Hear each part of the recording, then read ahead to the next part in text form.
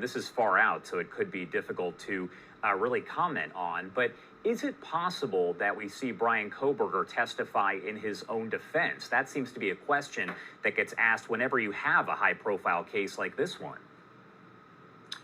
Yeah, and it's always the thing that people are most curious about. Is this one of those types of cases where you're going to hear from the defendant? And I'm going to give the same answer I always give. I don't know. I know that usually the defense attorneys are pushing that they do not do that. They know how difficult it is for somebody to testify on their own behalf, to be under that crucible of cross-examination, because jurors are just waiting for any misstep, any opportunity. We saw this with the Murdoch case, that they just didn't believe the man, and that might have been enough alone for them to convict in a quick manner in which they did.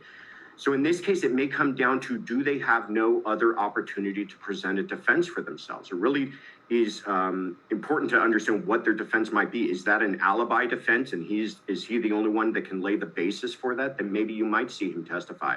The other thing to keep in mind is, of all the decisions that the defense attorneys are in control of, the decision whether or not to testify lies solely with the defendant. So if he, in spite of their best recommendations, decides he wants to take the stand, then he has a right to do that.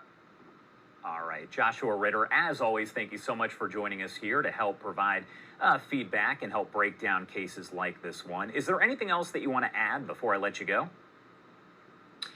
I think it's just with these types of cases, with all the media coverage, I think it is important, as much as we want to speculate and follow the details and little leads that we get, like you pointed out, on social media. It's important to really let the evidence play itself out at trial before we come to any kind of conclusions. Listen, I'm not trying to say I don't think this is a very strong case for the prosecution. I'm just saying that you see a lot of conspiracy theories begin to whirl up, and it's important for us to realize that the real evidence is yet to be revealed. All right. Thank you again for taking the time to join us. We appreciate it. Absolutely. Thank you.